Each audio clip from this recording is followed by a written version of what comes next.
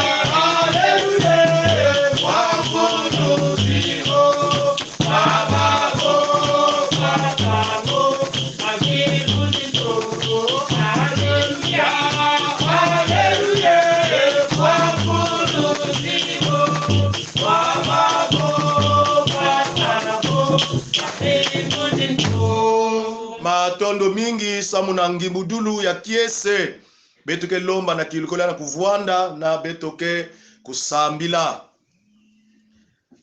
ngekele nzambi pungu tulendo ngekele nzambi ya kuzangama inakena kusonga tangu nyonso zola ya yandi katikati na beto metonda nge nzambi na lemvo inangemesala na beto na inangelinda pesa beto ntangu yayi suka yayi kilumbu yayi na kilongo yange beto mekuyonzama na ntadisi yange paske ngekele nzambi ya beto Yesu Kristo zituswa samuna lemvo ya ingemesala na beto tikaete nkolo okumisama osanjo la manzambe pona bolamu na yo osiliko tali sakati na biso bana na yo na kosangisa biso na kati na ema na yo na tongo na lelo na mokolo nzambe na eyenga tikaete lokumu ezonga epai na yo betuke na kuyadisa nge kiloko na yai na maboko na nge mbatukulu na tensukunu samuti mambu yange mekutuba na beto bisika ina bantu zole to tatu me yonzama na nkumbu yange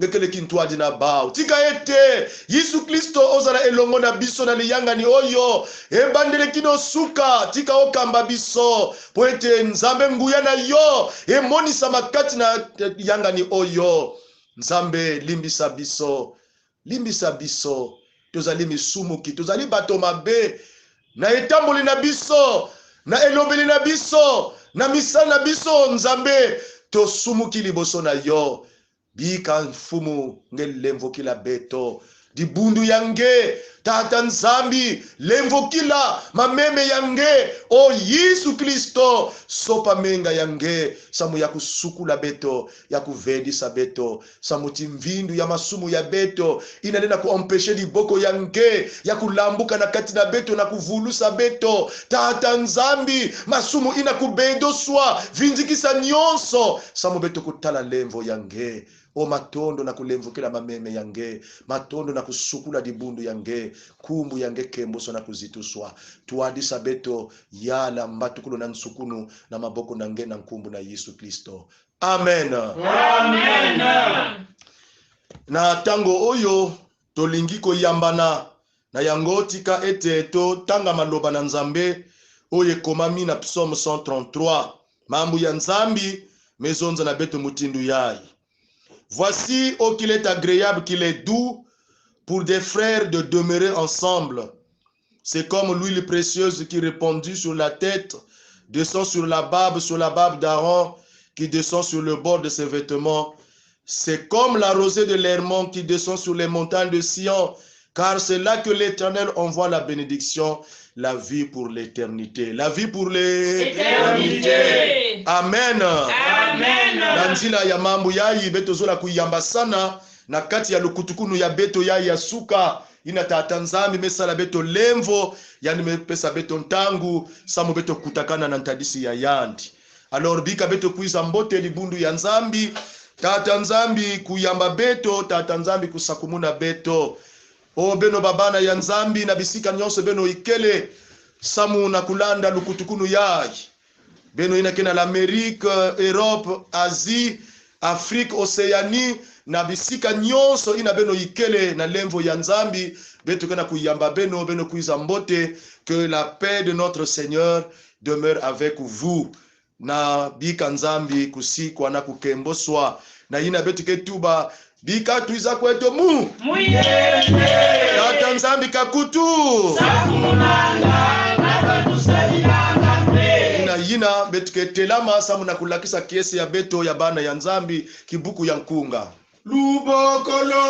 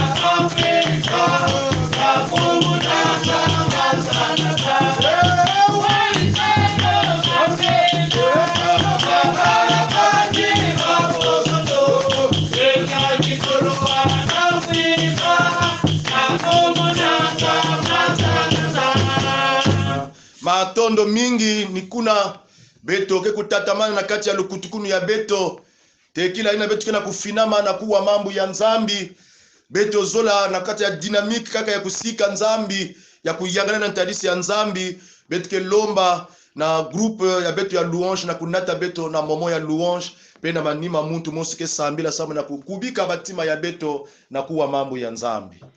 Volubimbi di mutangu ya kulu Tangi ya suma, ya nyakuna bandu babile.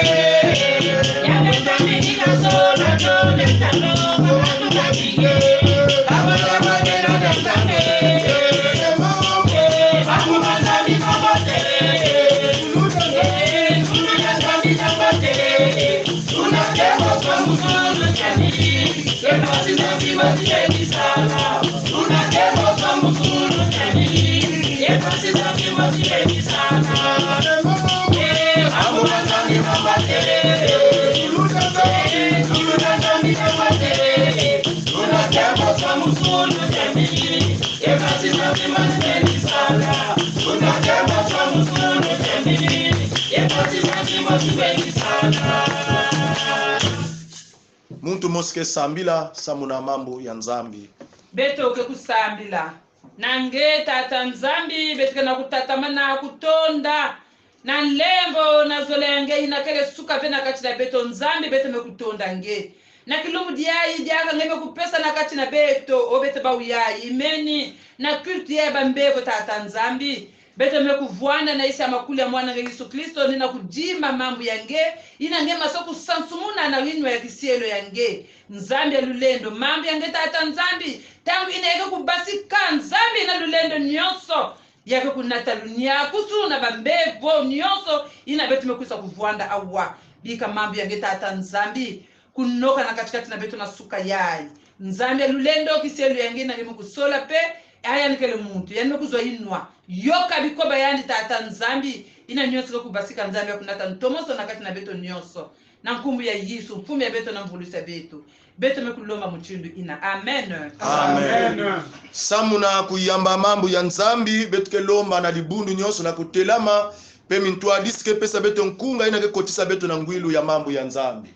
Beto bantu baba toto nami mutu zolele Bike bikwa ya kanaka nami mutu zolele Nami watu wana Yesu wana haki mulusi Ikitaka ikitaka nami mutu zolele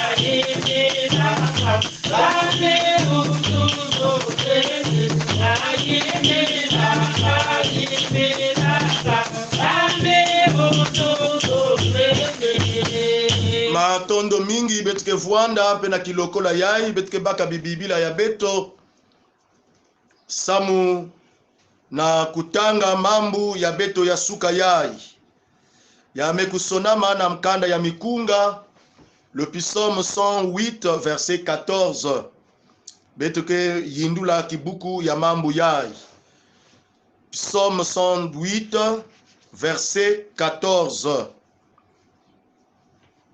ina beto mekutana yao bika beto tanga mambo ya nzambi na nkumbu ya mfumu ya beto Yesu Kristo. Avec Dieu nous ferons des exploits et il écrasera nos ennemis. Avec Dieu nous ferons des exploits, il écrasera nos ennemis. Amen. Amen. Ya ini mambu ina beto meku kanisa kuyindula kintwadi na beno na lukutukuno ya suka ya bambevo na kati ya mambu ya ibeto mekutanga beto mebaka diambu ina beto ke vuandisa na kati na kimoko ya beto yake na kutuba Dieu nous donne la victoire sur nos ennemis. Dieu nous donne la victoire sur nos ennemis. Nzambi kena kupesa beto ndungunu na ntwala ya mitantu ya beto. Nzambe azali kopesa biso elonga likolo na bayini na biso. Inani itu ya diambu beto mepesa na kati ya mambo yai. Bakunzi na Yesu Kristo. Bisomo yai beto mekutanga. Nzimbu yai beto mekutanga. Kote mekusona mamambu ya beto. Yakele nkunga ina David mekusonika. David mekusonika yao. E mambu ya beto. Yakele na konteksti ina. Kena kulakisa beto. Mbokolo ya na lusadusu ya tata Nzambi. Na kulomba lusadusu na Nzambi. Samu na kusosa ndungunu. Mbokolo na kulomba lusadusu na Nzambi. Samu na ndungunu. Yina betu kena kutala mukunga yai. Betu ke bakula ti. Yakele Israel dikanda ya Nzambi. Ina vuandaka na kati ya pasi. Israel vuandaka na kati ya mpasi. Israeli dikanda ya Nzambi vuandaka kuamuswa na mitantu ya bao. Ina betu kitala mkunga yai. Bisomo yake na kulakisa beto. Banani ina vuandaka mitantu ya dikanda ya Israel. Betu kitala kuna baka na kulakisa beto. Le peuple Moab, Edom et les Philistins.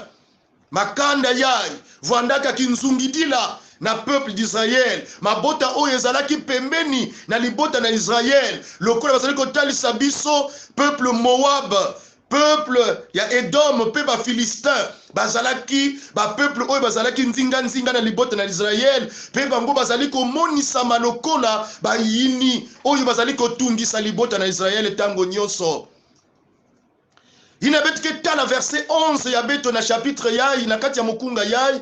Betu ke na kutala ti peuple Israël ke na kupuse cri ke na kubokila ke na kusala mbokolo na tata Nzambi na ntango ina ya mpasi na katikati ya bao parce que mutindu betu metuba ba peuple ina vuanda nzinga na bao ba vuanda telimi na bao mutindu ba Philistin ba vuanda kuamisa peuple d'Israël.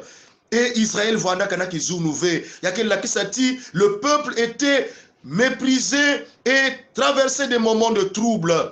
Et l'entangu ina ya trouble impasi bakena kuboka na sika ya Nzambi. Israël implore l'Éternel pour qu'il leur accorde la victoire.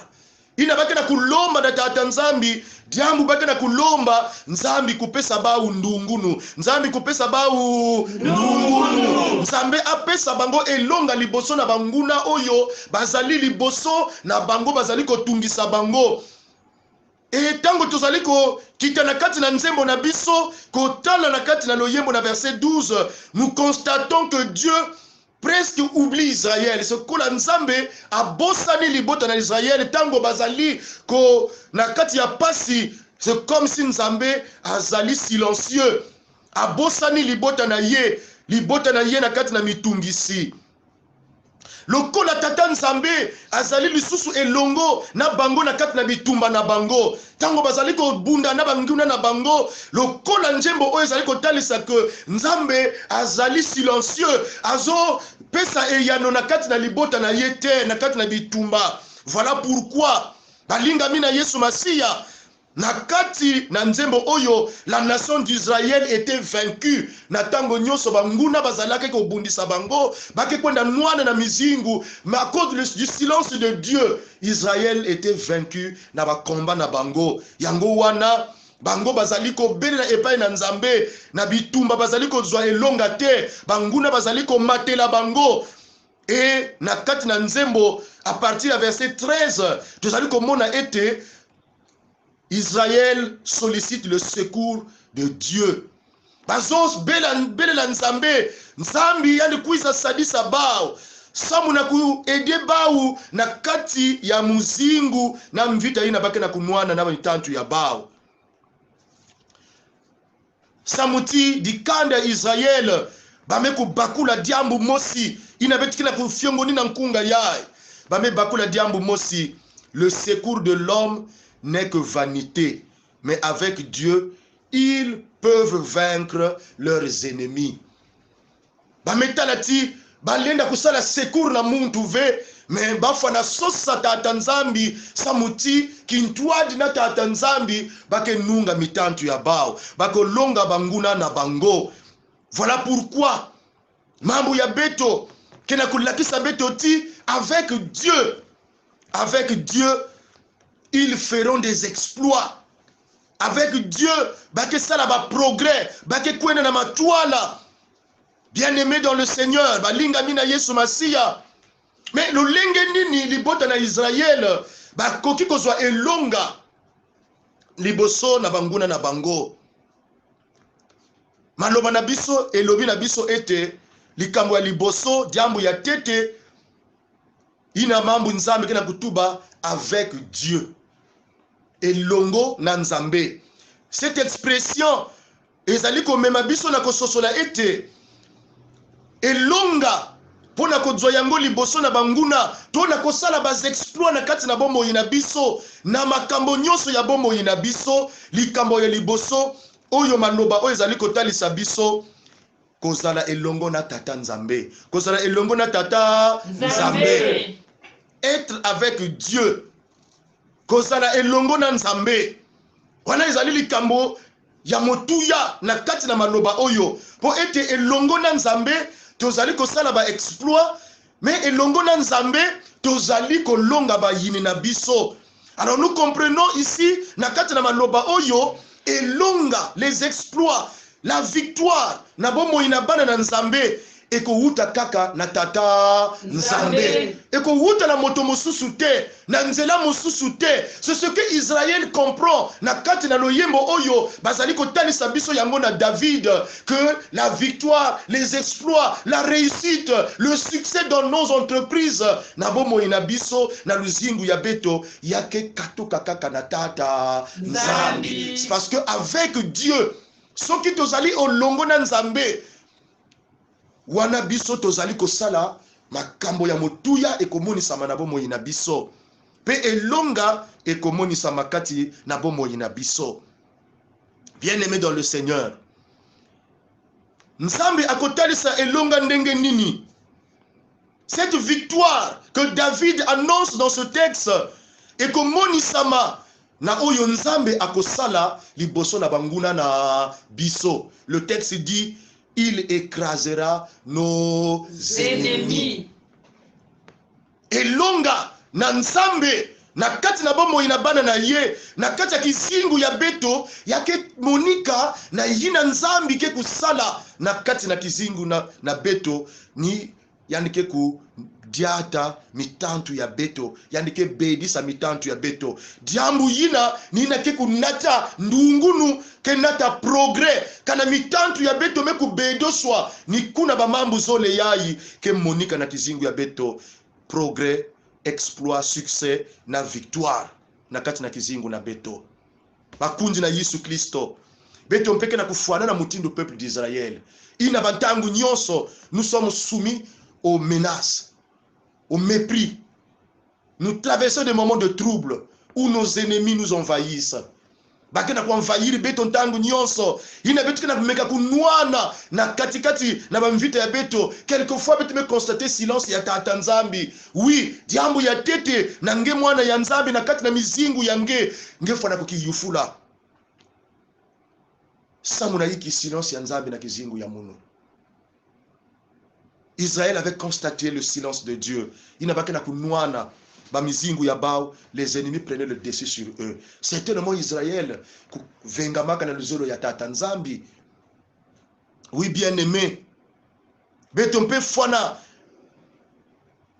ku bakula ti na kati ya bamvita ya beto ya vanda bimbevo ya beto ya vanda bamambu nyonso yina kena kubwaba na beto na kizingu ya beto fwana bakula ti diambu yina ke pesa beto ndungunu diambu yina ke nata beto na bas exploit ni yayi David me kutuba beto fwana vanda na tata nzambe na kizingu ya beto.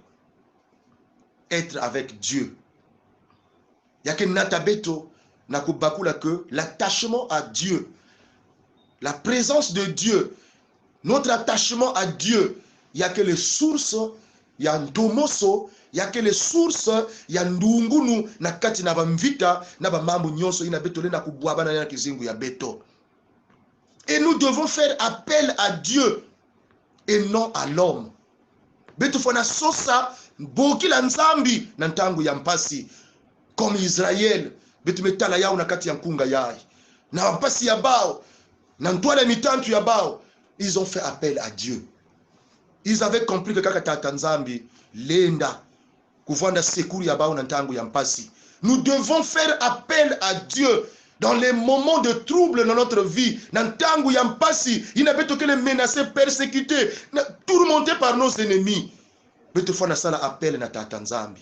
Na lusambulu. Oui, Israël a crié à Dieu et nous devons faire appel à Dieu au moyen de la prière. Beto fona sambila kuboki la tata nzambi. Samutia maison dans Jérémie 33 verset 3. Invoque-moi et je te répondrai. Inangeke lomba na nzambi yandike kuwila beto na yandike kunatina beto sekuri ya yandi. Kiuvuni yai mpangi ya munu kena kuwa mambo yai na bampasi yange mutindu peuple d'Israël na nani ngeke salaka appel. Nani ngeke bokilaka na kizingu yange. Na nani ngeke se confier ke bampasi yange. Est-ce que na Yesu Kristo na tata nzambi nina yani ngeke bokilaka ntangu na mpasi ke kuminaka nge samuti bantu mingi na ntangu ya mpasi bake sosaka mpe sekuru na bisika ya kaka me beto bana ya nzambi beto fana zabati na kizingu ya beto ya bana ya nzambi na ntangu ya mpasi beto fana kusala appel na nzambi beto fana bokila na tata nzambi. Oui, na ntangu ya mpasi beto sosa ndungunu na sika ya nzambi. Ni tata nzambi ke pesa beto ndungunu, ni tata nzambi ke kubedisa mitantu ya beto, ke pesa beto progrès, succès, réussite na nyonso beto ke sala ya vanda bimbevo ni yandike nyakisa beto parce que avec Dieu nous ferons des exploits, mais aussi nous trouverons la guérison na bimbevo ya beto, délivrance ya beto na kati ya bimvite ya mutantu ni na nzambi ni na Yesu Kristo yao ke kukatuka. Bika nzambi sadisa nge na munu pangi ya munu na kuwa mambo yai kana kiminu yange kubwaka na ntangu bampasi kotilaka nge kuendaka na banzila ya kaka pour faire appel à d'autres dieux kilokola yai na nzila ya mambo yai. Bika nge vutuka na makulu ya mfumu samu na kubakula ti le succès, la guérison, le bonheur, la victoire sur nos ennemis yake katuka kaka na tata nzambi yake katuka kaka na Yesu Kristo. Avec le Seigneur Jésus, avec Dieu de notre vie betike kwenda na mantwala na betike tala lulendo ya nzambi. Bika nzambi sakumuna mambo ya yan pia ndisiamisa kiminu ya beto. Amen. Amen. Tunwa neno Vita ya lukikulu, vita ya lukikulu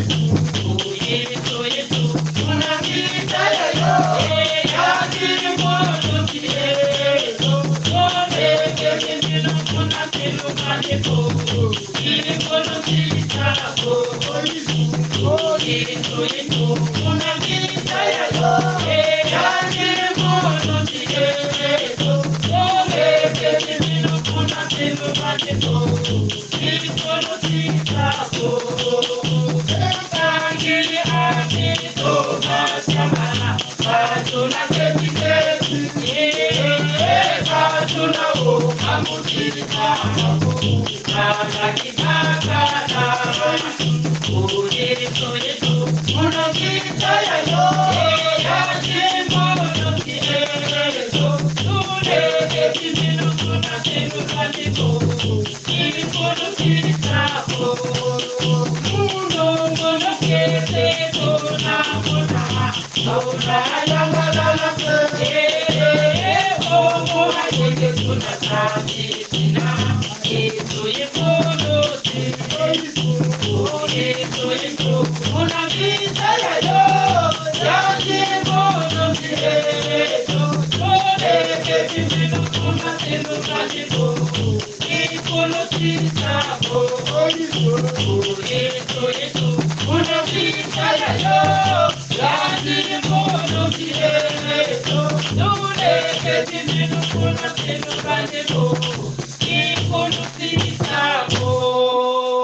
Na manima ya kuwa mambo ya nzambi betike kota na lusambulu toko bondela pona kotalisa bapasi na biso bitumba na biso liboso na nzambe oyo azali nzambe na elonga oyo alakaki elonga na libota na Israel. Ndeko na ngai esika ozali oyo ozali kolela kati na pasi na kati ya mpasi ya ngenge kana kudila ndikana kunyonga samuna bamambo kikana kubwabana na kizingu yange kilokola yai bikange kuyekola yao na kati na maboko na nzambi samuti mambu ya nzambi mezonza na beto na Matthieu 11 verset 28. Venez à moi vous tous qui êtes fatigués et chargés et je vous donnerai du repos. Et je vous donnerai du repos. Alors beto nata bizitu ya beto na sika ya mfumu ni kuna betuke kota na kati ya lusambulu samuna kudia mvutu na kubombidila nzambi mambo nyonso kena kukwamisa beto pesa yao na sika ya mfumu ina mekwiza nunga tantu satana na dikulunsi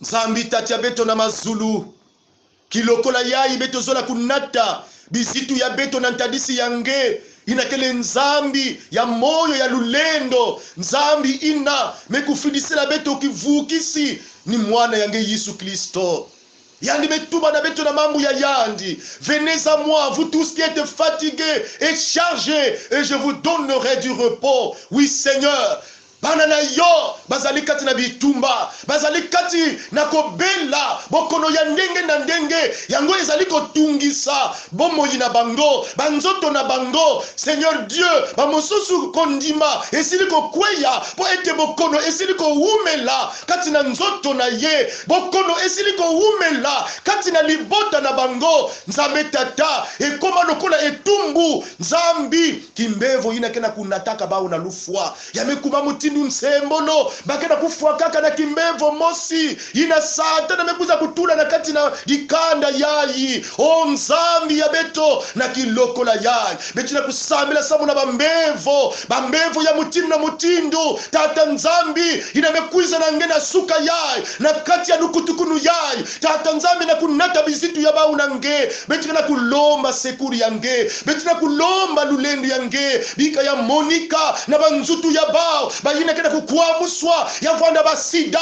yavwanda hepatite yavwanda diabete yavwanda kimbevo ya tension yavwanda kimbevo ya cancer de sein cancer de sang cancer de stomac cancer d'utérus yavwanda wapi kimbevo yina kele incurable la médecine metubatiana na kunyaka ve menzambi na kilokola yai metime lomba lulendo yange bika ya kulumuka. Seigneur Jésus, la Bible nous dit que tu as guéri toute maladie yakena kimbevo yinave ngeke lemba na kunyakisa na kati na babana yange. Oh Seigneur, nous te prions Seigneur na kilokola yai nous libérons l'onction de guérison miracle. Au nom de Jésus de Nazareth, que l'onction de guérison touche notre Dieu, tes enfants, na bisika bango azali, na Amérique, nzambe na l'Europe, na Afrika, bawazana Océanie, Asie, baoy bazali awa na mokili na Congo, bato nyonso esika bazali ko yoka, na kolanda liyanga ni oyo, nzambe totike ete nguya, na molimo na yo, ekuta na kati na bango, Yesu Kristo, bika banyaka, au nom puissant de Jésus de Nazareth. Nous allons kotato la lobiko, nous allons kotato la lobiko ya mama oyo, lobiko ya tata oyo, bokono oyo satana abwaka na nzoto na ye, na kombo na Yesu Masia, tozali nzambe kosenga nguya na molimo mosanto, ebikisa ye na kati na bokono oyo. Seigneur, que cette maman ce matin, Seigneur, reçoive la guérison miracle. Na kombo na Yesu Kristo. Ezala botutu ya mojini, ezala botutu ya libota, akangola manatongo na lelo nanguya na molimo mo santo. Seigneur, ce matin une maman doit être délivrée, un papa doit être délivré, un jeune garçon doit être sauvé. Zambetika ete na esika ya zali bokono na nzoto na ye ezali nazo senga nguya na molimo mo santo, et je libère l'onction de guérison. Nzambe na kombo na Masia tika ete ekota kati na nzoto na ye azwa lobiko na kombo na yo Yesu Kristo.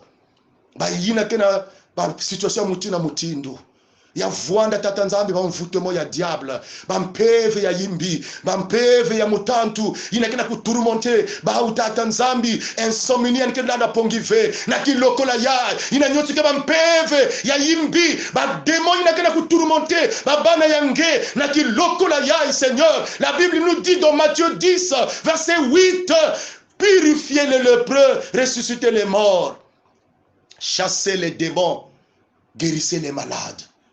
Nzambe tozo benga na milimo nyonso ya mabe ya satana ezotungisa bomo inabana na yo. Nzambe mabota na bango Kristo Yesu des maisons sur tension koyoka na ezali ya malamu te koswana koyima pote milimo ya satana ezili kokota bandako na bana na yo na kombo na yo tika ete moto na molimo mo santo ekite la bana na yo na bandako bisika bazali tika. Nzambe moto na yo etumba Nzambe banguya nyonso oyo ezali kotungisa bomo inabana na yo Yesu na banzutu ya ba ezala milimo ya banyoka, ezala milimo ya mai, ezala milimo tata Nzambe ya zamba, ezala milimo ya milia ya butu, ezala milimo ya mibali ya butu, ezala milimo ya basi ya butu, ezali kotungisa kabomo inabana na yo na tongo na lelo tozali kobelela nguya na yo Kristo Masia tika ekita na kati na bomo inabana na yo. O Nzambe tika ete molimo oyo ekanga mama oyo ekanga papa oyo ekangola makati na yango na nguya na molimo na yo moto na molimo mo santo ezali kokita Nzambe na bomo inabana na yo po etumba tozotumba na moto na molimo mo santo milimo ya mabe ya satana tozotumba misala ya butu oye bloke bomo inabana na yo misala ezali kozwa mate baza na poto baza na kati na posa mikanda na mokili ya mopaya bazoluka mikanda me blocage ya makasi vina bango ekangama na maboko ya banguna Nzambe oyo balingi komona bana na yo baza na balamu te satana me bloqué ba mambo ya ba papier betina kudia mvutu betina kulomba libere Nzambi grâce yange fona kulumuka na mama yake na kususa papier na mputu na États-Unis yave na Oceanie na Asie yani kina problème ba papier yani na problème ki salu tata Nzambi bika mfumu lemvu yake kumonika ona bayina kina kati na lukutukunu yayi bantwenya yina Nzambi na kati ya mpasi pauvreté chômage stérilité célibat endurci Nzambi yakele bimbevo ya mwela betume lomba nange mfumu kulumuna onction ya makwela kulumuna onction tata Nzambi ya lusakumuni yangesa mu bantwenya basakumunwa yave Nzambi bandumba batambula bankwedolo bayina kena kondo mabuta batambula mimbutu Nzambi o bika bimangu yange Nzambi ya kuaccompagner kizingu ya babana yange. La Bible nous dit voici les miracles qui accompagneront ceux qui auront cru au nom de Jésus bika mfumu Yesu bimangu na bidimbo ya kuaccompagner babana yange na sala yangi tukulu afin que bisika ba uyikele Nzambi na kizingu ya bao na banzutu ya bao banyaka bavanda délivrer batambula ina nyonso bakana ya unsato sa motive te longo kati avec Dieu nous ferons des exploits et il écrasera nos ennemis. Donne à tes enfants de faire des exploits. La Bible dit dans Deutéronome 28 mes enfants seront la tête et non la queue, ils seront en haut et non en bas. Mon Dieu mon roi bika mfumu Nzambi na kiloko la yai fumu muntu na activité qui na kizingu ya yandi Yesu Kristo bika ni connaître exploit yani connaître exploit avec toi Seigneur notre Dieu parce que de maison avec Dieu nous ferons des exploits. Avec Dieu il écrasera nos ennemis, il nous accordera la victoire sur nos ennemis acharnés qui nous veulent du mal Seigneur, qui nous persécutent, qui nous méprisent. Oh Nzambi abeto kedika bikange visite muntu bikange visite muntu ona kisika nditele yani tambula mpulusu yani tambula mpulusu ayamba lobiko euti epai na yo to tatula yangu na tongo na lelo na bomo ina bana na yo tika ete nguya na yo emoni sama nzambe elonga na yo etali sama na kati na bomo ina bana na yo pote zali nkolo po zali nzambe na malamu na ina nyonso nyeke kusala na kizingu ya bana yange ba témoignage ka accompagner ba na ina ngeke sala na kumbu ya Yesu fumu na mvulusi letumelomba. Amen. Amen. Pe na tango oyo tukopesa isika na mama pasteur responsable pour peut-être azana likambo ya koloba ya suka. Beto zola kufutula matondo na beno nyonso di bunde tata Nzambi mekulanda lukutukuni yai ya bambevo ya samedi ya bubu yai. To jongisi matonzi ebele na mosala na Nzambe oya kambili yanga ni oyo pasteur Gislain Nganga Luvwezo azana paroisse yanga maba matonzi ebele Nzambe apambola yo mosali na Nzambe pona lolenge molimo na Nzambe asili kosalela kati na nguya betu metonda ngekisielo ya Nzambi kusakumuna nge matondo beno na beno nyonso di bunde Yesu Kristo mekulanda kiti ya bisika nyonso beni kele Nzambi kusakumuna beno matondo mingi na kilokora yai betike kutelama samu na kwenda kusukisa lukutukuni ya beto betike kuzwa Biblia ya beto na kutanga mambo ya ntiamusu parole d'exhortation beto mebaka yao na mukanda ya Philippiens chapitre 4 le verset 6 mambo ya Nzambi mezonza na beto ne vous inquiétez donc de rien mais en toutes choses faites connaître vos besoins à Dieu par des prières et des supplications avec les actions de grâce. Amen. Amen. Na kaka kutelama betuke lomba na groupe de louange na kupesa beto mkunga mvutula matondo pe na manima betuke sambila na kulombila dibundu ya Nzambi lusaku munu. Nzambi mfumu wa nyayo Seni maganga mambotono Moto kaleni kundu Ako Nuru kikisa Kotona Kona muno Kona muno Seni kongene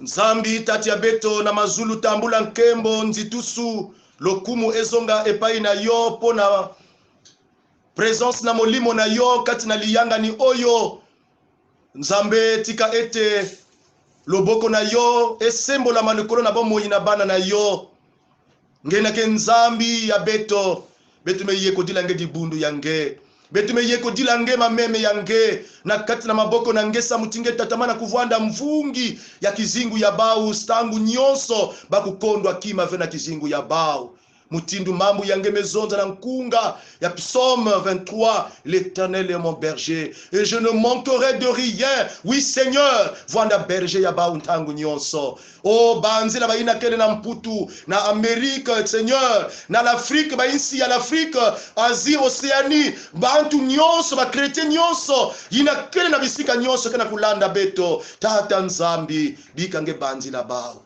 vwanda berger ya bau bakondwa kimave tangu nyonso yukutisa kiese ya ntima ya bao o tatamana mfumu kutukumuna tusakumunu yange na kati na kizingo babana yange tikuna Nzambi ya beto na kintuadi beto zola kubundisa banzinga ya beto na lusambuli na Yesu Kristo mfumu na mvulusi ya beto kulongisaka na milongoki ya yandi. Notre Père qui es aux cieux, que ton nom soit sanctifié, que ton règne vienne. Que ta volonté soit faite sur la terre comme au ciel. Donne-nous aujourd'hui notre pain de ce jour. Pardonne-nous nos offenses, comme nous pardonnons aussi à ceux qui nous ont offensés. Et ne nous laisse pas entrer en tentation, mais délivre-nous du mal. Car c'est à toi qu'appartiennent le règne, la puissance et la gloire, pour des siècles des siècles. Amen. Amen. Bika beno kutambula lusakumunu ya mfumu. Bika Nzambi mpungu kusakumuna beno na kukeba beno. Bika Nzambi mpungu kukienzola beno kisisi ya yandi naende kulemvukila beno bika nzambi mpungu kubangu muna beno kisisi ya yandi na yandi kupesa beno kiyenge na nkumbu ya Yesu Kristo mfumu na mvulusi dibundu ya nzambi bika beno kwenda na kati na kiyenge ya mfumu. Amen. Amen.